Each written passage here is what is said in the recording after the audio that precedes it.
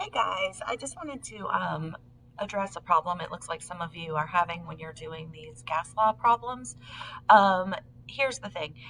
Anytime you do any of the gas law problems, it doesn't matter if it's Charles law or the uh, combined gas law, any of them, you have to have your temperature in Kelvin while you do the problem.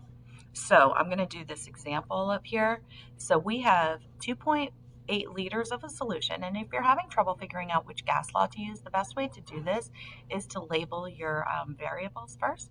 So I know liters is a volume and it's at 28 degrees Celsius. So I know that's a temperature. And I know these two go together because it says it's at, sorry. So you've got some linking, I guess, verbs, whatever they're called. Sorry, I'm not a lit teacher. Okay, so we know those two go together, so I'm just going to call them V1 and T1. We also have, if the volume of the solution increases to 4.2 liters, so we have another volume, so we'll call that V2. What is the new temperature? So it's asking for temperature, so that's going to be T2, and it wants it in both Kelvin and Celsius. So our temperature starts at 28 degrees Celsius. So we have V1 equals 2.8 liters. This is another way to make sure you're using the raw problem. T1 equals 28 degrees Celsius. We've got our V2 is 4.2 liters, and T2 equals, we can treat it as X. Okay? Now, do not start the problem before you convert your temperature to Kelvin. The way that you can convert to Kelvin, and I know it showed you guys on your lessons, is you have to add 273.15 to degrees Celsius. Okay, so that's going to be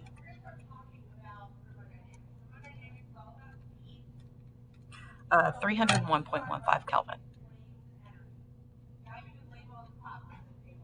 Once that temperature is in Kelvin, now you can start doing your problem. So we know it's going to be V1 over T1 equals V2 over T2. So I'm going to plug in those numbers that I have. So V1 is 2.8 liters.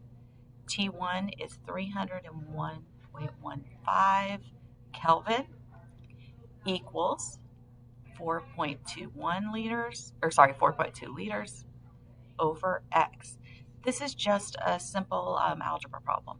So you're going to cross multiply. So I'm going to do 301.15 times 4.2.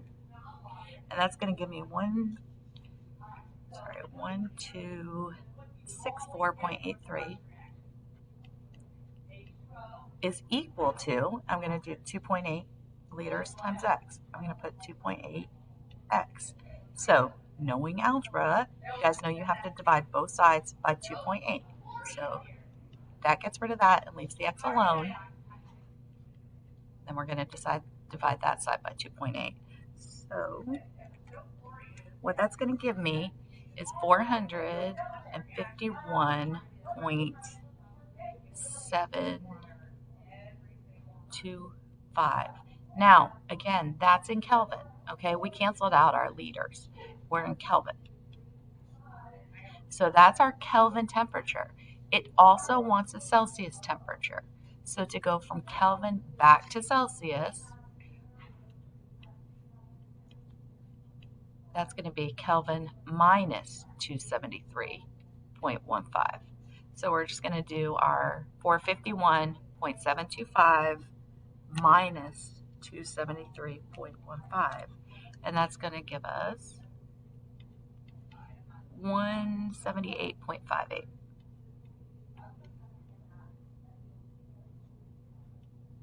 Degrees Celsius. Okay, so even if it starts in Celsius and it wants your final temperature in Celsius, you still have to convert to Kelvin for the problem. If you guys try putting in the Celsius temperature to try to get directly to Celsius, you're going to find out you are not going to get that answer. Okay, so that should help you guys. And again, please remember, for every single gas law problem, no matter what the problem, even if it's ideal gas law, you have to convert your temperature to Kelvin to work the problem. Then you can convert back to Celsius if you need to, but keep it in Kelvin. Okay, I hope that helps you guys. Have a great day.